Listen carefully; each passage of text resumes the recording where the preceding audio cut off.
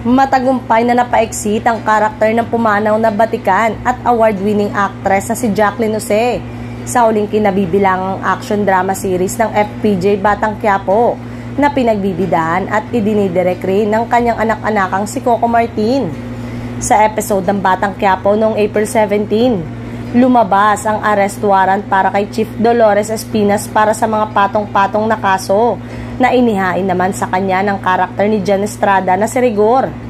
Suwabe ang pagkaka-edit sa eksena dahil ang ipinakita na lamang ay ang mga dating eksena o footage ni Jacqueline, lalo na ang close-up sa mukha niya, ang katawan at likod na ipinakita sa eksena, lalo na ang paghuli sa kanya at pag-escort ni John Alan Paule at iba pang karakter na pulis ay naturalmenteng sa double na lang, pero hindi nahalata dahil kasing puti, kasing tangkad at kasing katawan nito ni Jacqueline.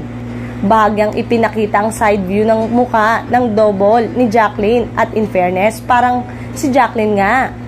Kung gayon, sa kwento ng Batang Quiapo ay buhay na buhay pa rin si Jacqueline. Pinuri naman ng mga netizen ang mahusay na pagkaka-exit kay Jacqueline sa serye. Lumang footage yung mga close-up kay Espinas, body double yung iba. Ito at ang best possible way na tuluyan ang storyline niya. Komento pa ng netizen, galing ng direktor, nagawa ng paraan ng pag-exit ni Chief Espinas. Smooth at hindi pilit, mahusay.